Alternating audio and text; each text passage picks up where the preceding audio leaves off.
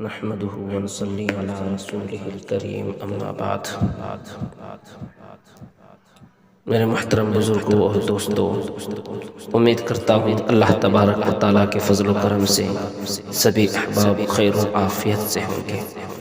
میرے بھائیوں، اسلام کے ارکان میں سے ایک رکن زکوٰۃ کا بھی جس طریقے سے رمضان المبارک کے روزے فرض ہے، اسی طریقے سے صاحب نصاب پر زکوٰۃ دینا بھی فرض ہے۔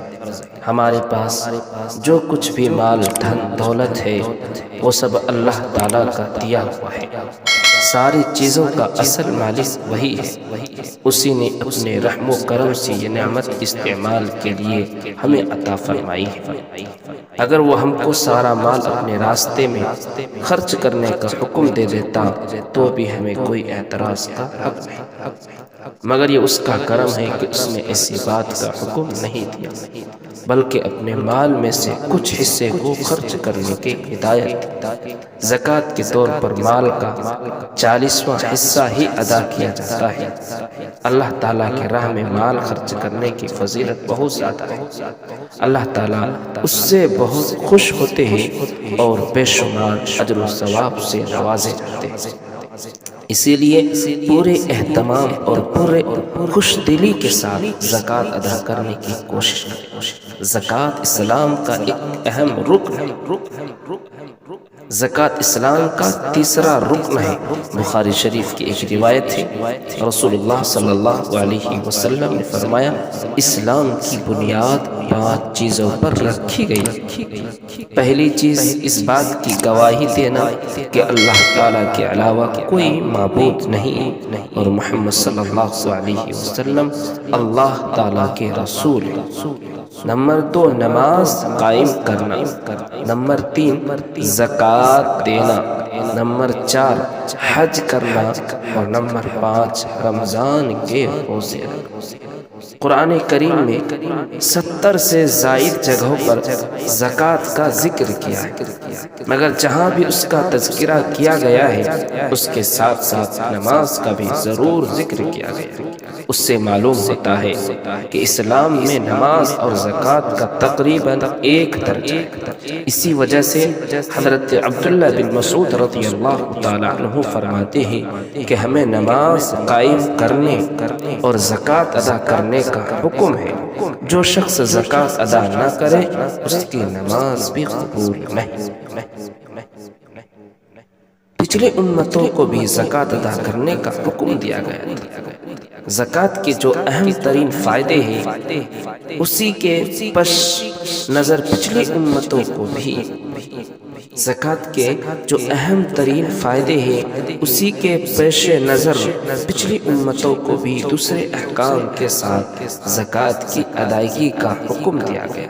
قرآن کریم میں پہلے زمانے کے چند نبیوں کا ذکر کرتے ہوئے اللہ تبارک و تعالیٰ نے ارشاد فرمایا کہ ہم نے وحی کے ذریعے انہیں نیکیاں کرنے کا، نماز قائم کرنے کا اور زکوٰۃ ادا کرنے کی تاکید کی گئی تھی اور وہ ہمارے عبادت گزار تھے۔ زکوٰۃ ادا کرنے کے 3 مقصد۔ زکوٰۃ ادا کرنے سے ہمارے ہر چیز کے اندر کیا ہے؟ خیر و برکت ہوتی ہے۔ زکوٰۃ کے 3 مقصد ہے۔ زکوٰۃ کے بنیادی طور پر 3 فائدے ہیں۔ ایک یہ کہ اللہ تعالیٰ کی رضا اور اس کی خوشنودی کو حاصل کرنے کا سبب اور ذریعہ ہے۔ جس طرح نماز پڑھ کر ہم جسمانی طور پر اپنے پروردگار کے سامنے بندگی ظاہر کرتے ہیں، اسی طرح ہم زکوٰۃ ادا کر کے مالی طور پر بھی اس کی عبادت اور بندگی کا اظہار کرتے ہیں۔ دوسرا مقصد یہ ہے کہ معاشرے میں جو کمزور طبقے ہیں، غریب ہے، مسکین ہے، زکوٰۃ ان کی مدد اور ان کی ضروریات کا بہترین انتظام۔ تیسرا مقصد زکوٰۃ کا یہ ہے کہ زکوٰۃ کے ذریعے انسانوں کے دل و دماغ سے مال اور دھن اور دولت کی محبت ختم ہو، جو کہ انسان کی روحانی اور دینی ترقی میں زبردست رکاوٹ بنتی ہے۔ اللہ تعالیٰ فرماتے ہیں، اے نبی، آپ آپ مسلمانوں کے اموال میں سے صدقہ یعنی زکوٰۃ وصول کیجئے، جس کے ذریعے آپ ان کے دلوں کو پاک کر دیں گے اور ان کے لیے برکت کا سبب بنیں گے۔ زکوٰۃ ادا کرنے سے ہمارے مال کیا ہے؟ پاک صاف ہو جاتا ہے، ہمارے دل بھی پاک صاف ہو جاتا ہے، ہمارے ہر چیز کے اندر کیا ہے؟ برکت کا سبب بنتا ہے۔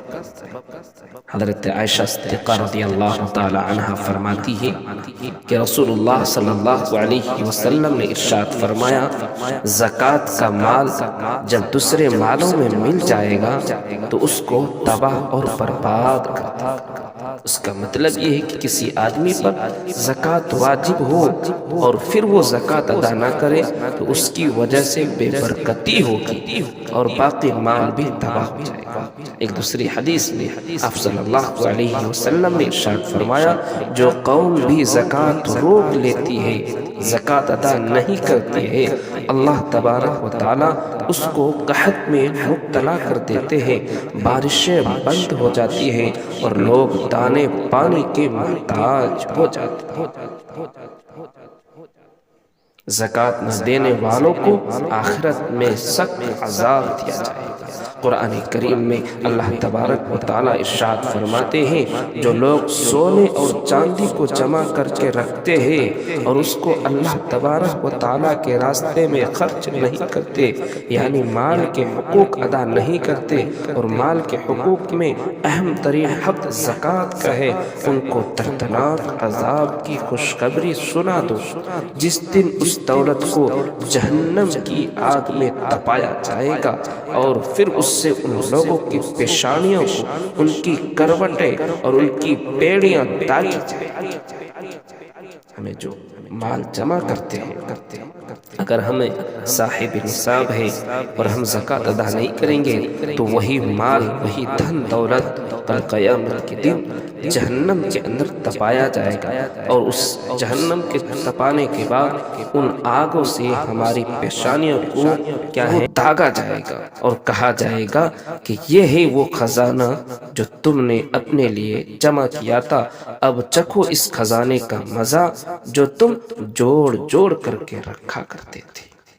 زکوٰۃ مال کی پاکیزگی کا ذریعہ ہے۔ ابو داؤد شریف کی حدیث ہے جس کے متعلق مال جمع کرنے سے منع کیا گیا اور مال جمع کرنے پر سخت ترین عذاب کی خبر دی گئی ہے۔ اللہ کے نبی علیہ السلام نے صحابہ کرام کو جب زکوٰۃ کے متعلق روکنے پر فضیلت روکنے پر وعیدیں سنائیں تو صحابہ کرام پریشان ہو گئے۔ حضرت عمر رضی اللہ عنہ نے حضور صلی اللہ علیہ وسلم کی خدمت میں حاضر ہوئے اور صحابہ کی پریشانی کا حال بتایا۔ آپ صلی اللہ علیہ وسلم نے قرآن کریم کی آیت والذین یکنزون الذهب والفضة، اللہ تبارک و تعالیٰ کی آیت ارشاد فرمائی، اللہ تعالیٰ نے زکوٰۃ اسی لیے فرض فرمائی ہے کہ اس کی ادائیگی کے بعد جو مال باقی رہ جائے گا وہ پاک ہو جائے گا۔ جس مال کی زکوٰۃ نہیں دی جائے گی قیامت میں وہ مال سانپ بن کر ڈسے گا۔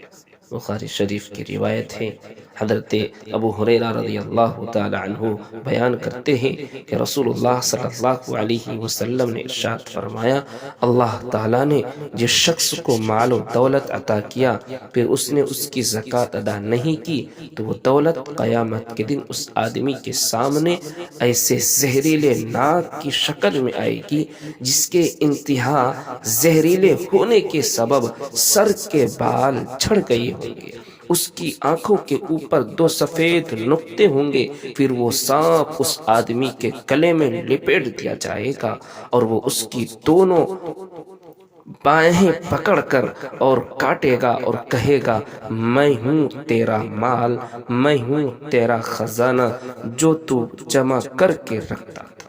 اس کی دونوں باہیں پکڑ کر کاٹے گا اور کہے گا، میں ہی ہوں تیرا وہ مال جو تو جمع کر رہا تھا، میں ہوں تیرا خزانہ جس کو تو جوڑ جوڑ کر رکھ رہا تھا۔ زکوٰۃ کا ادا کرنا ضروری ہے، اس کے اندر ہماری ہی خیر اور بھلائی ہے۔